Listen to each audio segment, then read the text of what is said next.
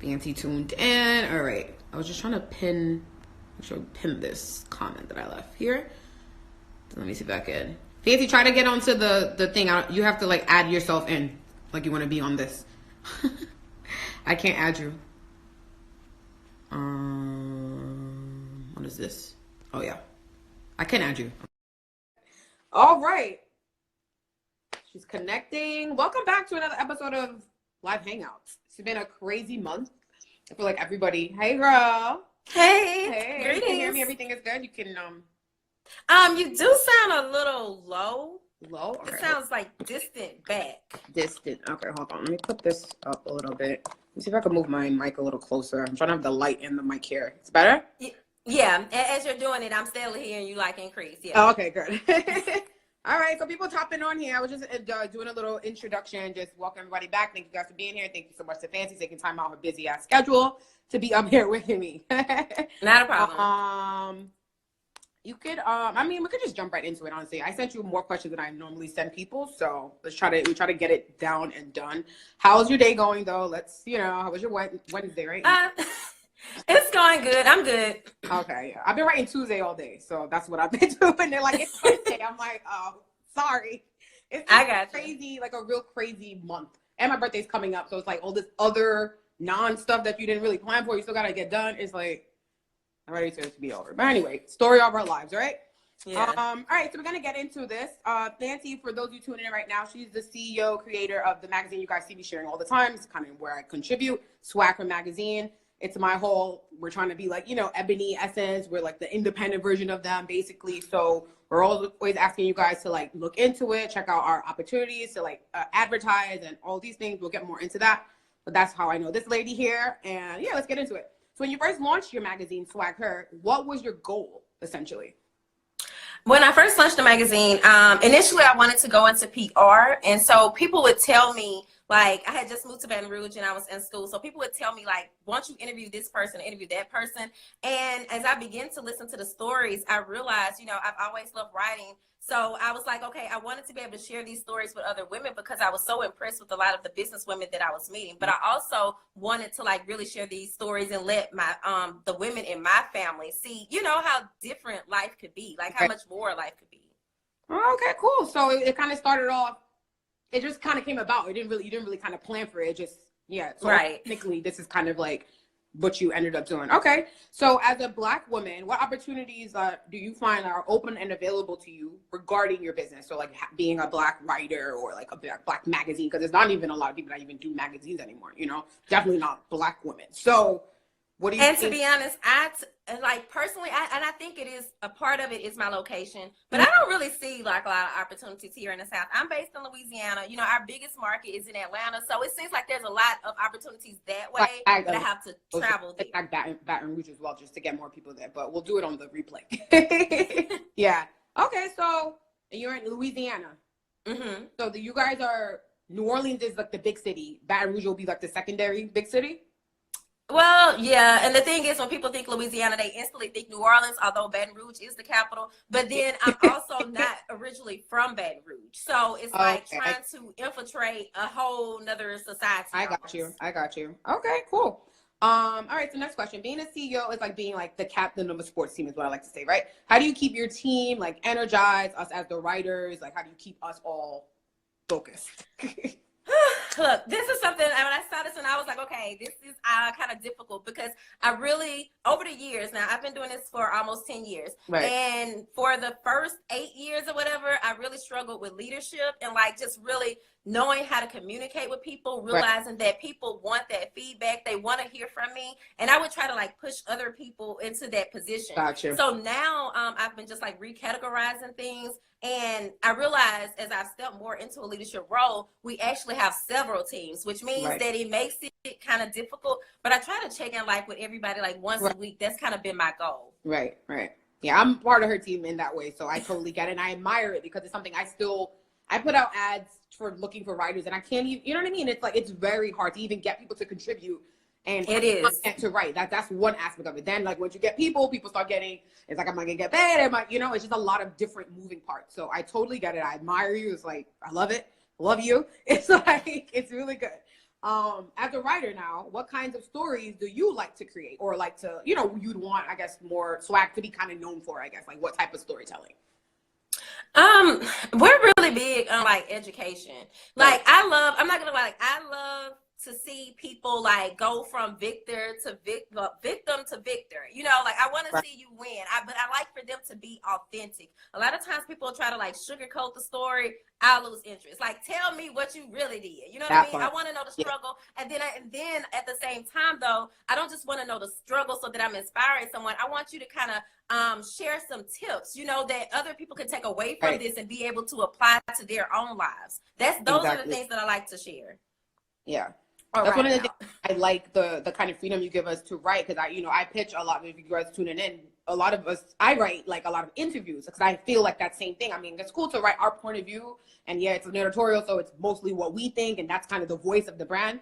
But what I saw was a lack of getting other people's stories, you know, because as a reader, outside of us being a writer, you want to learn something. You want to be like, well, I've been in a similar situation. You know, like for example, we did this interview for the Pink Panther. I think that one was like really good because we tapped into like, Yeah, women. It was just like a lot. So that one, you know, that was a good one. yeah, you know. So I never knew that about you, but I'm happy that you said that because that's how I felt about it, and that's really good. People want to know the story. They don't want the nonsense bullshit, you know. They just really don't. Right. So, okay, cool. No, yeah, you know me. I'm from New York, straight up. What do you think is lacking in today's Black entertainment? Like, let's move to what void are we kind of trying to fill, or I think actually content wise, like I really thought about this. I was thinking like content wise, there's a lot of good content out there. But what it seems like we're really lacking is funding to be able to properly produce this content. You know, like I see so much stuff, you know, just like creatives, we're always creating and we're steadily evolving and growing. And then social media, you know, all these tools are out there, but we don't really have the funds to like really produce it at the scale, you know, or even timely. You know, we don't have those funds to be able to do that. And I wish that it was more opportunities like that, because I see like even brands that aren't even really media companies in that way, like MailChimp, you know. I don't know if anyone uses them, but like they're doing little backstory videos, you know, like y'all got money to do content that. now. Everybody, it doesn't matter what it is, it's like everybody needs Google does Google Doodles for content, you know, like right. Because this is the world we live in and it's changing really fast. So yeah, 100%. Funny enough, I'll share this little story with you guys. Were you saying that, you know, it's like this void in the Black community as far as funding. We don't have a void in being creative or entertaining people, or, you know, it is, because that's like, I heard Jay-Z one time say, that's our natural born talent kind of being in this country. Is like, we were born to be talented, dancing, rapping, singing, writing, whatever it is, using our, you know, God-given talents, essentially. I went on a job interview just because I'm trying to fund my own stuff more. So I'm like, all right, I'm trying to get this job. It's paying a little bit more. And you know, that whole game, we all do. We all have 9 to 5, or most of us. And if you don't have a 9 to 5 and you have clients, it's still work. You have to get paid from someone to do what you really want to do, you know? So either way. Yeah. I'm like at the interview and they're telling me like, you know, you sound like a person that should have your own brand and you should be doing this. And, you know, you can't, and they literally said to me, this is the first time I've heard this in an interview. You can't do this while working full time. Like, you need to get part-time, get an investor and all this. And I'm just looking at him like, bro, like, you're telling me something. Look, I've been back and forth for years trying to balance the two. Fancy so that everybody could be lit. Like, I don't have it. It was just crazy. But other side of it, it's like what I am and what I'm becoming is so much on the outward that people are seeing it. Like, you're not an employee, you're a boss. It's like, you know, so right. It's crazy to me, and I had to share it with someone, so you got it. Let's move on. How does social media affect the way you see yourself? Twitter, Facebook. Social media and I have we have like a love-hate relationship. When I first started out with social media, like, I will not lie, I saw what it can do for my brand, but for me personally, like mentally, you know, of course it breeds comparison breeds competition, and it's like a cycle. So I actually will go on like social media fast, and I realized like the last time I went on my fast, like when I came back, girl, it's been really different. Like, half of my following, they messing with me right now, you know, and I'm like, okay, but I was like, but I had to do that for myself at the end of the day. Yeah. Same here. When I came back, I was working in social media. So it's different when you like do it for creative and your job as a social media manager. It's a lot of work. So when I came back from living in LA, I'm back in New York now, staying in my grandma's house. It's like, I didn't feel the need to be up there number one because I was just going through my own depressive space. But I really took time like and reevaluate like what is it that you really need, or not just me, like clients or people who have all these goals and ambition. I'm like, but what are you? Because a lot of them, to tell the truth, our job is not to convert these likes to sales. It's just to keep you relevant with your competitors. You know, so I'm like, so what's your real, you know? And it really kind of adjusted me. And now I'm like working in social media, also helping a brand build, but I have a lot different, like my approach is completely different, you know? So I definitely, everyone who's tuned in right now, if you feel like you need to take a break, you should take a break. Because when you come back, it's like this, I don't know, you kind of get to start over, I feel like, you know? That's how fast social media goes. You could take a week off. And it also kind of like one thing I realized, like I used to be that person that was always like, oh, I have this thought. Let me share this. I have this idea. Let me share that. And I had already kind of began to like realize like, hey, you kind of oversharing. But I've always been like, okay, maybe I'm, you know, there's someone else out there who can relate to this. So I don't mind. I'm an open book. Sure. Well, you definitely dropped a lot of people were commenting and loving all that stuff you were saying. So that was a good point. We'll highlight that in our replay. So moving on to the next question. In my last blog, I discussed the presence of like energy shift between like masculine and like feminine. And I was explaining like, you know, as a female, we have masculine and feminine energies. As a guys have masculine, feminine energies. You know what I mean? All the stuff we see in the Donald Trump, the Hillary Clinton, all this stuff that's going on. I'm like, do you feel like you have to act like a guy sometimes to be taken seriously? Like your masculine energy has been towards the front because that's what they say. We've been living in this time. Or have you like experienced any change in like your consciousness at all within maybe like the last maybe 5 years, 10 years? Not so much. Actually, like I'm a very kind of prissy girl. And I have to like really be like, and I'm sorry, this kind of even go with the social media thing. Okay, for years I've just was really like value me for my work and not my looks or anything, you know. But I'm kind of starting to see that, hey, sometimes I have to play into that a little, but tracing that back to social media.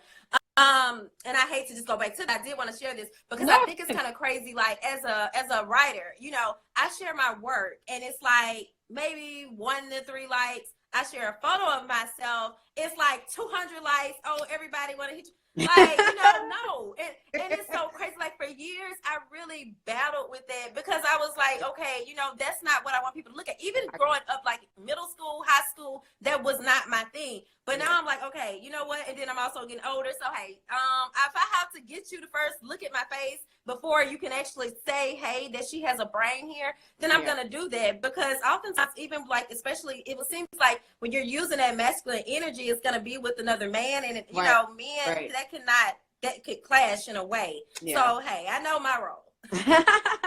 I mean, and you're good looking. So, I mean, people... And your camera flipped too. I don't know if you know, but the last movie was Black Panther, and I am currently rereading the 48 Laws of Power. Oh, okay, cool. What would you like to leave our audience with tonight? Because we basically went through all our questions and wrapping up. What do you want everyone to like to know about you? Okay. One thing I think is a misconception, and then it again kind of goes with the whole social media thing. I've been like really trying to work on my brand messaging, like for my personal brand.